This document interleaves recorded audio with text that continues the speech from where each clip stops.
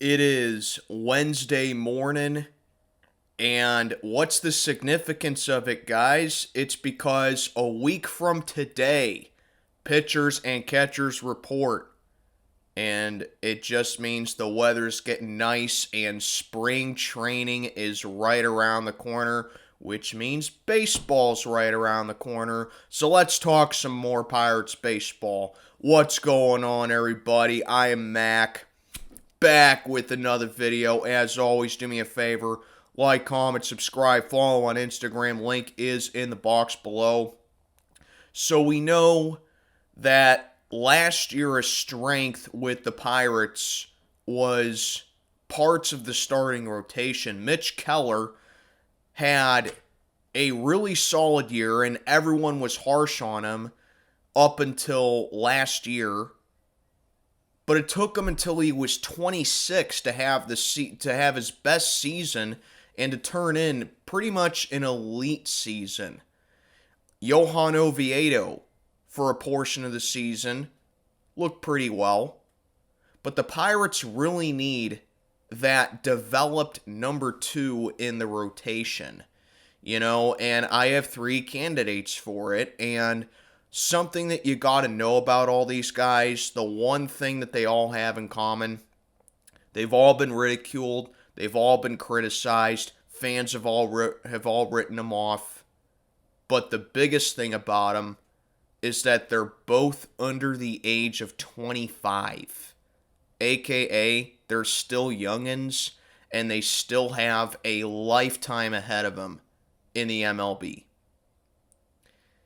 And I blame the majority of their faults on Derek Shelton because, once again, he mismanages the bullpen, he keeps him out too long, and he just didn't know how to use them. Okay? But if they don't pan out again, which they all don't have to pan out, because that would be a good problem for us, actually, considering the strength that we have down in the farm as far as the pitching goes. But these three guys, it comes down to me personally with Quinn Priester, Luis Ortiz, and Roansy Contreras. So let's talk about these guys. And I'm going to start with the most popular one so far in Roansy Contreras. And, he's been all or nothing for the Buccos. I mean, he had a very rough year last year. He was sent back down in the minors, sent back down to develop some more. And his fastball was really good. It was a strength for him. But then for no apparent reason, it seemed like he lost some velocity with it. And of course, there was that time where he was linked to the Yankees for a trade. And then his stats really just didn't justify it, and the Yankees pulled away from it. He wasn't getting strikeouts. His walk rate was bad. His hit rate was real bad last year. He just had a real inexplicable bad year.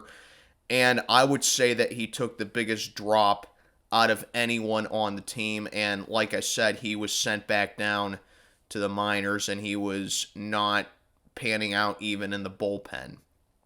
So there's Roansy Contreras. He's the most popular one, like I said, but I still feel like that he has time to adjust.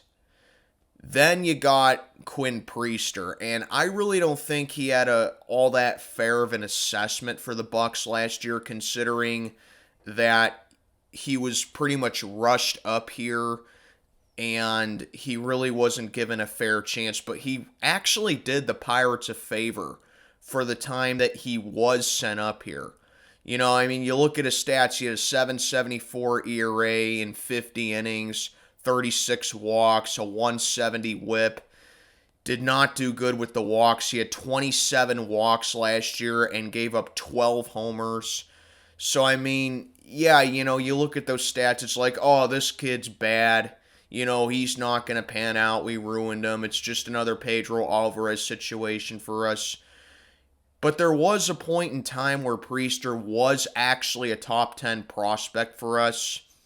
And the thing is that he actually has options, and he just needs to improve himself, okay? So if he is set to be a bullpen guy, that's up to him. But if he's set to be in the rotation, that's also up to him. And Derek Shelton has to recognize that. Okay, but like I said, he needs to improve himself as well because this guy, unlike the other two, he's never really struggled, but he's never dominated as well. And we know that his breaking balls is something that he's been going back to.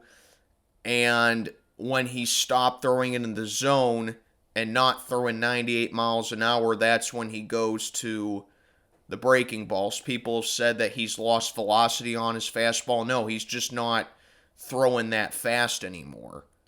Okay, so there's Quinn Priester for you right there. I still think he has a chance. You know, you can take that 7.74 ERA with a little bit of a grain of salt because I just love referencing the game against Cleveland, his debut, where he gave up 7 runs and Shelton inexplicably left him out there to give up back-to-back homers specifically. So there's Quinn Priester. But out of all the 3 of these guys, I think the one who has the best chance, in my opinion, is Luis Ortiz. And, you know, his fastball did lose a little bit of velocity. His run value was a little negative as well.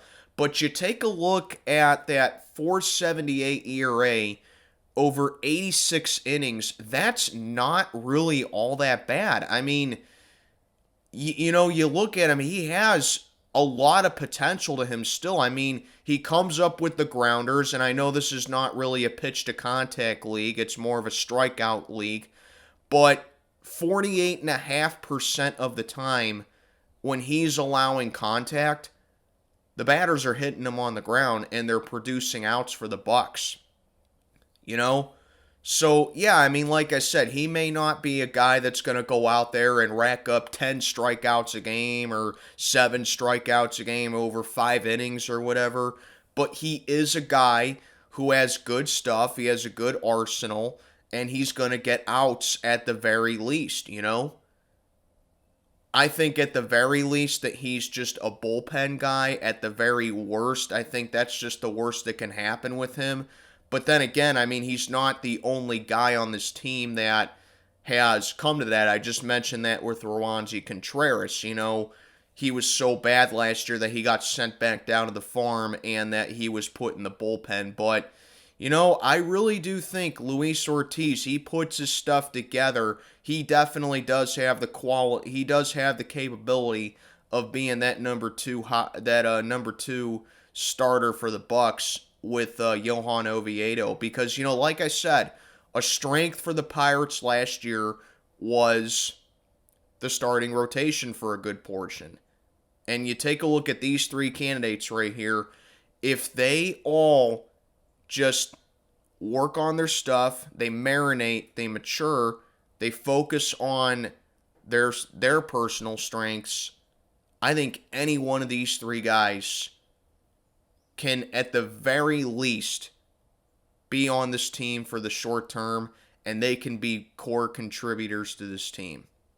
So, like I said, it's a week away from pitchers and catchers reporting. I'm going to cover this heavily for the next couple of weeks until spring training begins, because I'm all about pitchers and catchers when it comes to baseball. I'm very old school with it. So I plan on talking about the bullpen in a little bit. I do plan on talking about the catching situation as well. So yeah, you expect a lot of Pirate videos coming up in the future as far as the pitchers and catchers for this team goes. But let me know what you think. Who out of these 3 think has the best chance of being the number 2 starter? And I am Mac, checking on out for the day. Have a good one, everybody.